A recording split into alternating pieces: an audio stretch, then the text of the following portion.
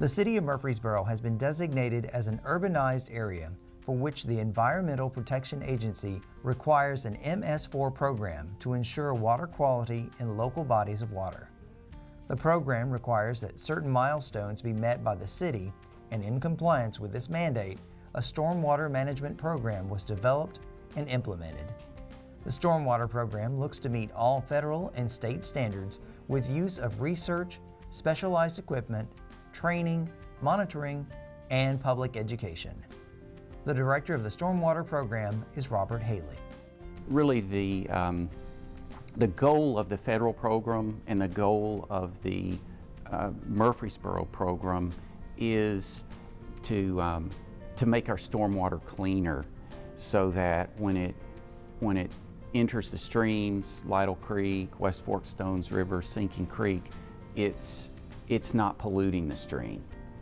In Murfreesboro, there are several streams and rivers that we think of: the West Fork Stones River, a little bit of the East Fork Stones River, Middle Fork Stones River.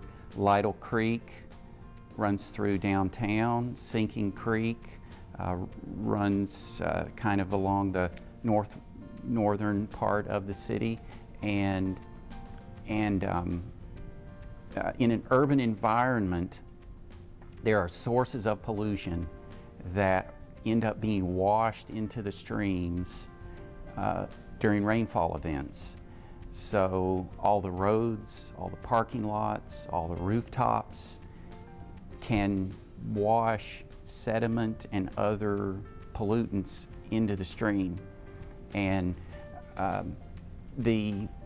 we are required to implement programs to address that. So the kind of poster child for urban runoff pollution are cigarette butts. Everybody has kind of seen those on the side of the road. They'll end up being washed into the stream. So one kind of program we do is education.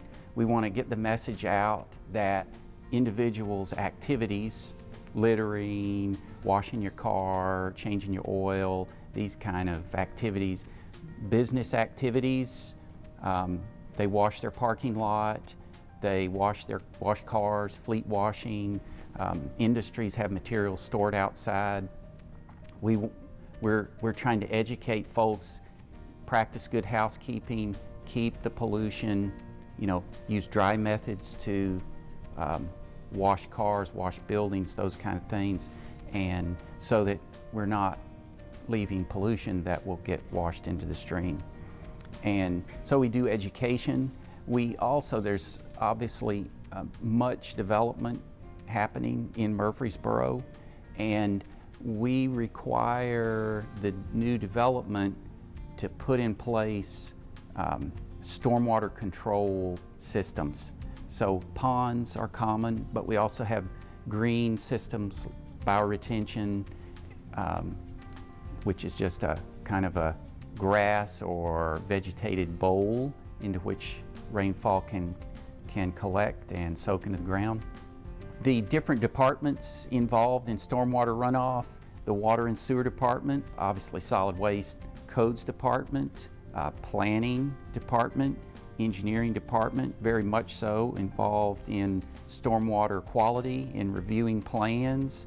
Also, the Engineering Department oversees our street division with Raymond Hillis, and they're sweeping streets, which keeps sediment from entering the streams. They're fixing drainage problems. Tim Jackson and the DRIP program, which address problems in city easements of erosion or water that's not flowing well enough. The Parks Department, when they do programs, particularly with the youth, they can message the importance of our water resources and streams and how to prevent stormwater pollution. We do monitor our streams. We walk the streams and look for certain features that are indicators of pollution, or areas where there's a problem that we can fix. So we literally walk the streams. The crews and staff have waders, and so we'll, much as possible, we'll actually get out in the streams, and we take measurements of things like temperature, pH. We also check for bacteria in the water, and we have a lab that tests that. And we compile this information, and it goes into kind of planning for what improvements, what corrections we can make, what type of pollution we need to target with our education. So we do that kind of monitoring. Also, really, we pull bugs, or we call them critters, out of the stream. We go in the stream with nets and kick up the stones on the bottom of the creek, and the critters are captured in the nets, and we look at those, and for us, that's an indicator of the quality of the stream water. We have a vacuum truck which we use to clean out the stormwater pipes, gravel and sediment basically, that block up the pipes, prevent them from flowing well, and also pulling that sediment out so it won't enter the stream. Over time, stormwater ditches fill up with sediment, grit and so forth, and they don't flow properly, pools form. We don't want that, so we have equipment to regrade those ditches. Walking the streams is I guess one of our main ways of seeing how we're doing. Walking streams, and then we receive complaints, particularly the engineering department and the street division receive complaints about poor drainage. So we correct those problems, and we can visually see, the drainage is improved here. Another way we look at, during rain events, we go out and we will look at runoff from construction sites to see if the controls that the developers and contractors have put on the sites, are they working? So just looking downstream of urban areas and construction sites during stormwater flow, we get a picture. One of the state water quality standards is no objectionable color contrast in the stream. So for instance, if runoff from a construction site is putting turbid water in the stream so that when you look at it, it's objectionable, that's a red flag for us. Checking what bugs, what critters, fish are thriving or not in the stream, that's a really good way we have for measuring results. And then we also measure results just through quantity. This is how much material we cleaned off the streets. This is how much material we pulled out of the stormwater pipes. This is how much litter and trash we picked up at a stream cleanup, for instance. And so we quantify as much as we can. We'll quantify, if we can, where we repair erosion. Sometimes our ditches are eroding, and so it's washing dirt downstream. And if we can fix that erosion and kind of quantify it, we'll quantify that. So those are ways we measure what we're doing. In the big picture, I think we're doing well. We're doing many things that we know are making a difference. It's hard to measure that difference in a short time period. So really, I mean, we're collecting data now that I hope in maybe 5 years, 5, 7, 10 years, we can say we have a greater diversity of critters in the creeks 5 years from now than we do now, because we've gotten better control. We've cleaned up our stormwater. We've made some drainage improvements in different things. One emphasis of the EPA and the State Department of Environment and Conservation, and they're encouraging cities like Murfreesboro to do, is for us to encourage, even require, what we call green infrastructure. It's using vegetation basically to capture stormwater, using the vegetation and soils to soak that stormwater into the ground. And that can't be done everywhere on every new development site, but it can on some, and that's something we want to encourage. And folks may have seen, sometimes you'll enter a parking lot or a place of business, and you'll see you'll see most landscape islands are lifted up, and there's maybe some trees and grass there, but some of them you'll see are depressed, and they'll capture stormwater, and so we'll be making our regulations kind of to encourage that more.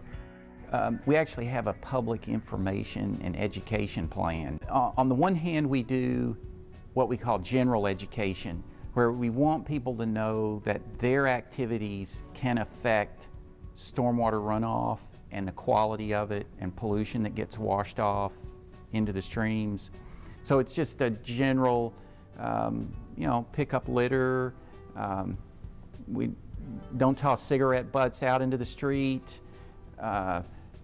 Those fluids and hazardous materials and chemicals and whatnot, don't let them sit out in the rain, those kind of things. So we do general education, trying to impress people with the value of our water resources. I mean, we pull water out of the East Fork Stones River and Percy Priest Reservoir, and that's what we use for drinking water. So we don't want pollution entering our stream system. So the general education, and then we do targeted education, where there's a problem in this stream with too much nutrients. So we will go into that watershed and different ways message to the people in that watershed. We've done mail outs to encourage proper use of nutrients. When we fertilize lawns, and commercial properties want their places looking very good with the flowers and the grass green, we want them not to overuse the fertilizer, minimum that you can, because that might get washed off into the stream. It's really important to have trees, adjacent streams, and shade. And really, if possible, native grasses. So those things, one, have essentially kind of a filtering effect to protect the stream. They buffer the stream. There are critters that live in the stream that need the woody vegetation adjacent to the stream for their life cycle. You think of some that live in the stream, but they also, part of their life cycle is in the trees next to the stream, for example.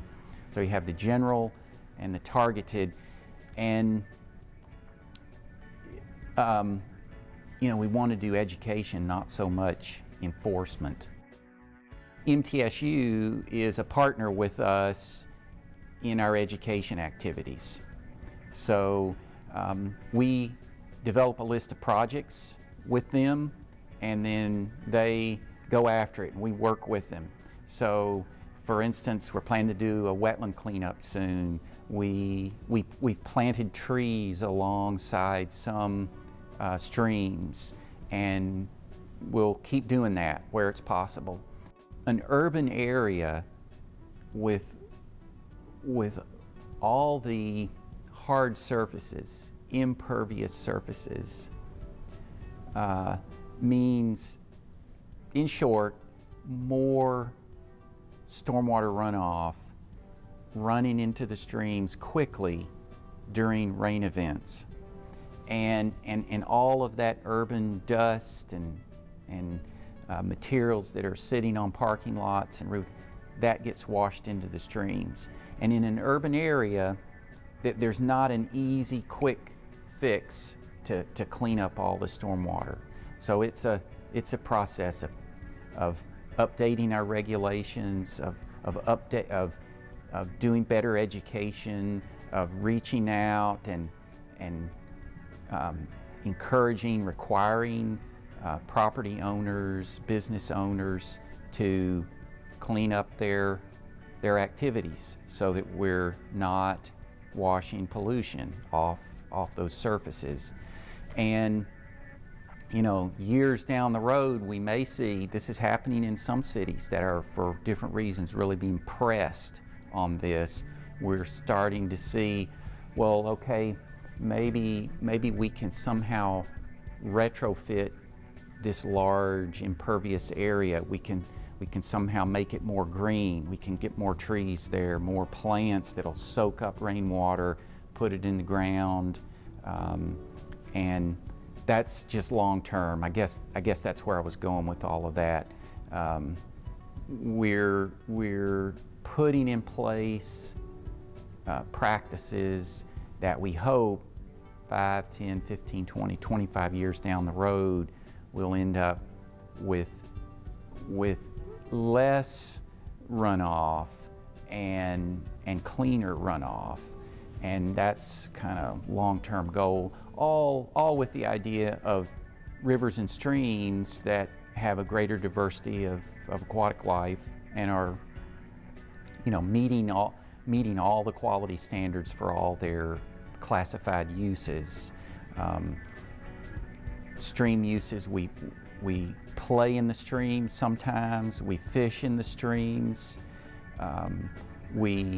sometimes we canoe on the streams, and wildlife